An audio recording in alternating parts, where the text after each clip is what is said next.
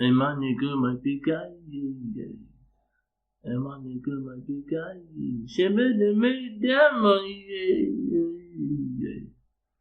and my nigga might be guy, and my nigga might be guy, nigga might be guy. Shembe made that money, Alright, this is what's up. Might is the money. So I went through the previous video, in the last video now, mind your language, this is what's up.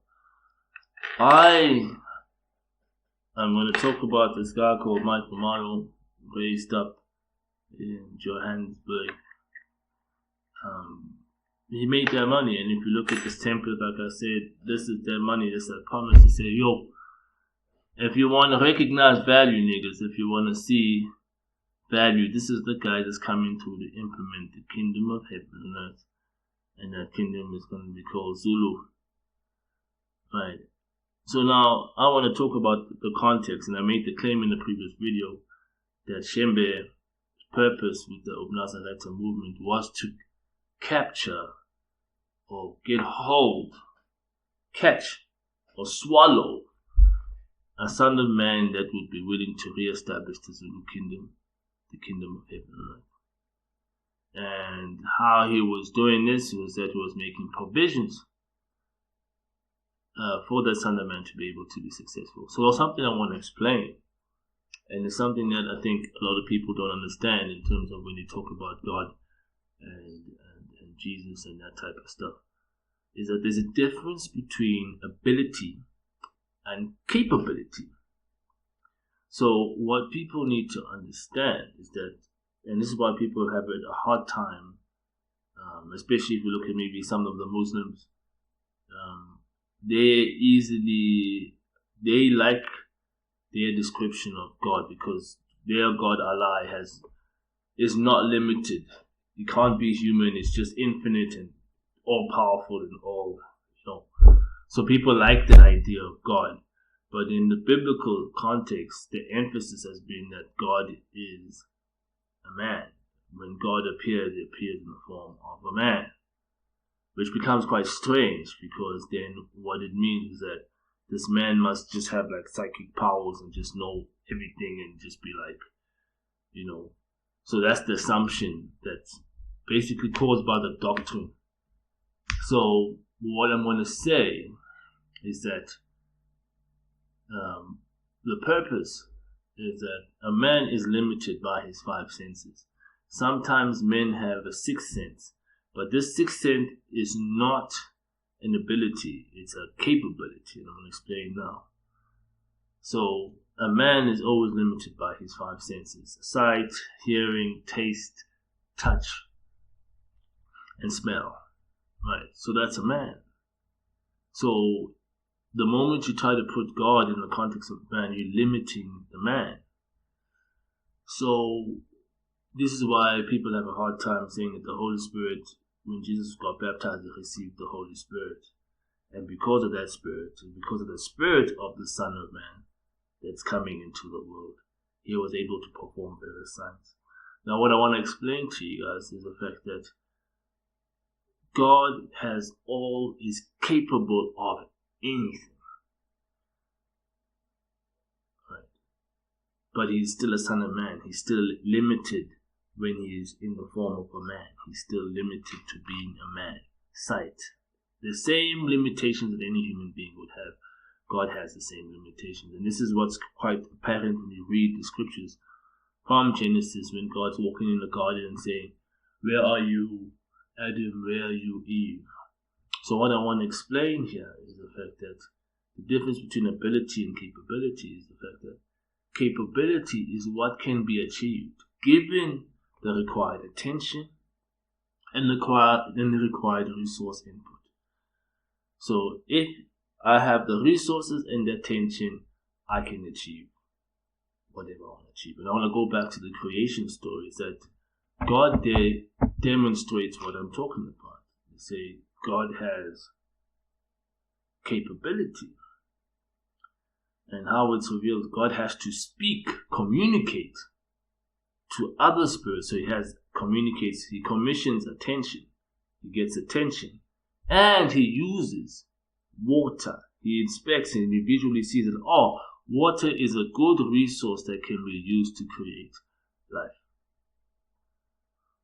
So you see, the creation of life, or the beginning, is a demonstration of God's capability. So capability is anything that a spirit can do given the required attention and resources.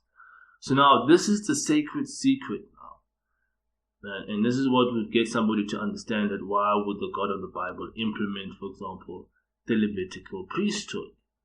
The reason why I would implement the Levitical priesthood, because it's a system that he put in place for a specific reason. And the specific reason was to gather data about the moral status of the people that he intends to be born into. You get what I mean? So it's quite ironic. People don't look at the God of the Bible as a person or a spirit person that has basically been, all the patriarchs basically been choosing his ancestors. Okay, Jacob, I'm going to be one of your descendants. Judah, I'm going to be one of your descendants. You get what I'm saying? I'm going to be from the line of David. You know what I mean? So he was going through time picking his ancestors and the family that he would be born into. So this is a similar thing now that I'm trying to point out now, that Might comes along. Might is this dude, gets raised in a context where he's not particularly encouraged to speak Zulu. In fact, he's discouraged from speaking his own language. But he has a deep affinity and love for what was the Zulu kingdom, and the big hope of that one day we will bring that back, right? But this was a subtle desire, right? And the biggest thing I'll say to AMANAZARETHA, the big motto that Might live by, bangasho ukuthi asalanga lutho, bangasho ukuthi asalanga lutho, alibothe echithekile.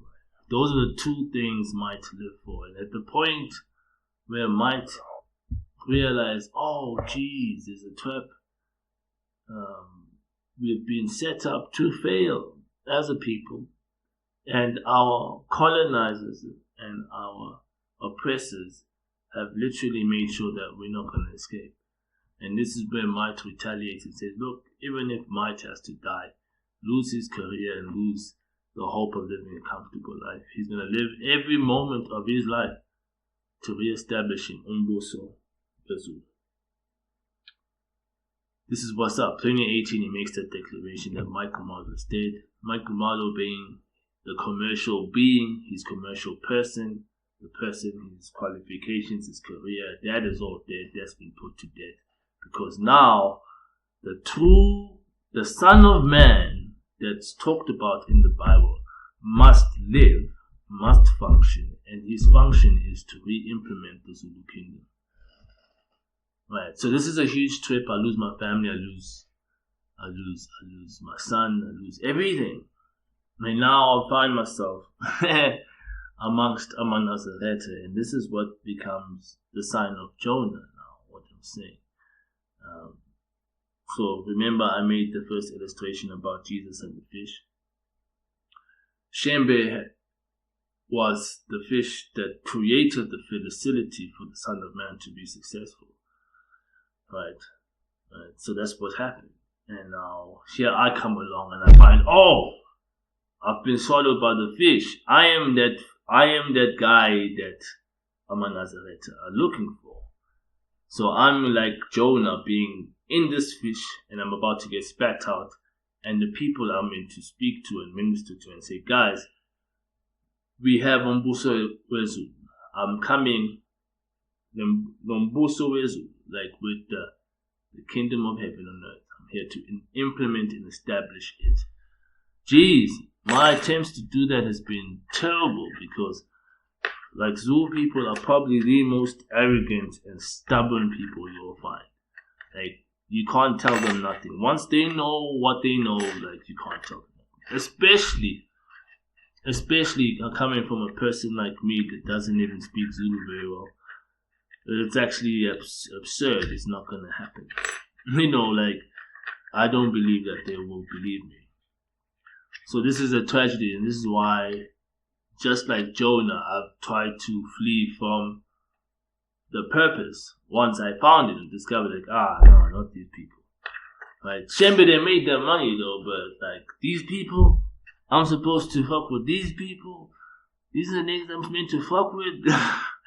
These are the most stubborn motherfuckers I know. Shit. God damn it, these motherfuckers are stubborn as hell. Jeez, always a fucking competition. You know what I mean? So this is what I want to say. So this is what it's been. But might has made their money in the sense that I've created all the systems that's required to implement the kingdom of heaven and earth. The AMANAZARETHA have made the provisions and the attention, the resources and the attention required for us to implement these systems so that we can be successful. So you see there's two things. The fish that caught their money and caught enough supplications, that Shembe, UBUNAZARETHA movement came through. Resources and attention. I come through like Jonah, swallowed by the fish. Swallowed by the fish because, look, at the end of the day, I have the same desire. Right? But now, I'm here in front of AMANAZARETHA. I'm like, God damn, these guys will not say, these guys, like what Jesus says, they will rise up in judgment at this generation because they believe, they repented at the words of Jonah, but this generation, God damn, shit. You're the most stubborn and arrogant motherfuckers, I swear. I'm not even dissing, to be honest with you, for real. These are guys, these are not the type of people that will be like, that sounds interesting. No, that's interesting. I can actually, That's if it doesn't sound like what I've heard and what I know, fuck you. Actually, you know what I mean? That's literally what it is. So I'm going to leave it there, and I think this is just for me trying to make supplications and say, this is what's up, So I think the last thing that I'm going to say, really, is I'm going to say that when I'm talking about capability, just to substantiate what I'm saying, is that I'm a son of man that has demonstrated that I have all capabilities. I'm capable of implementing a heaven on earth, capable of eliminating financial insecurity, capable of eliminating the causes of mortality, capable of eliminating the natural resource constraints. I'm capable of all these things. Right? But it must be understood by the people that it's not within my ability.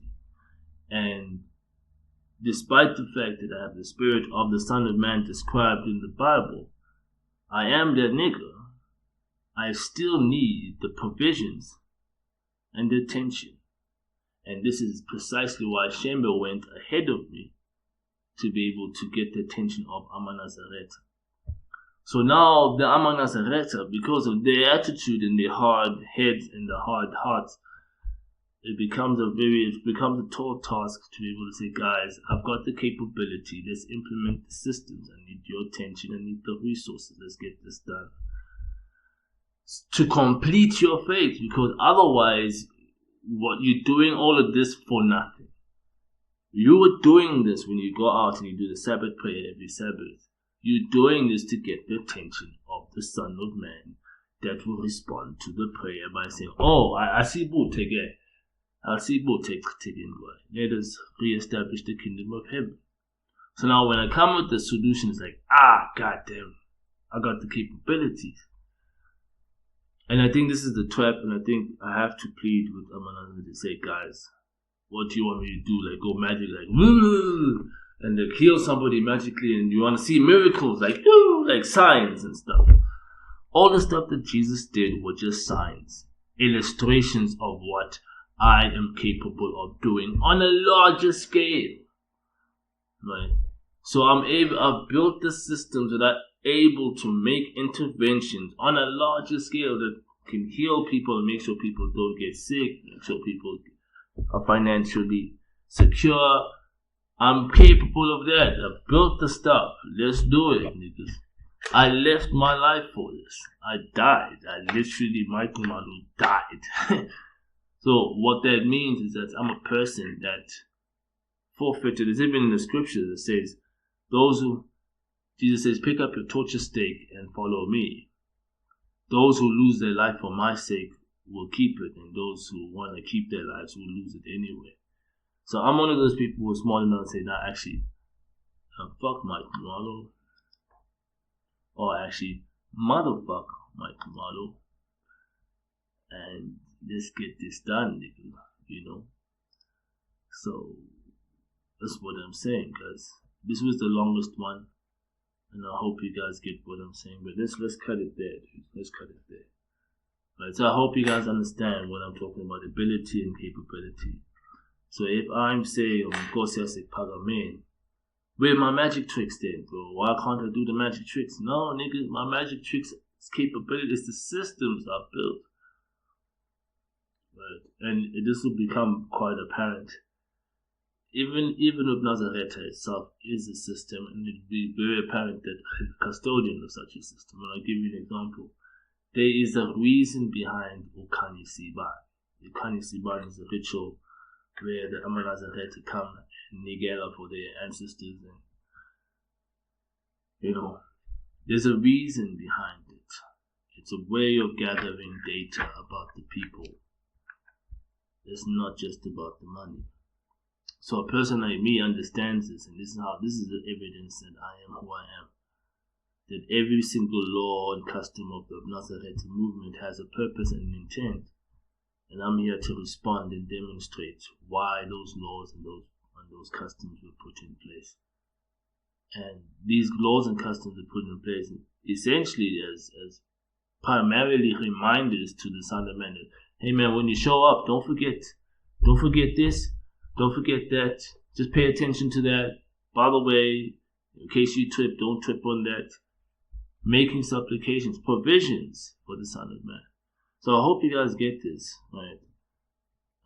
The first story I told you from the Bible was the fish that made provisions for the people that had the worldly demands.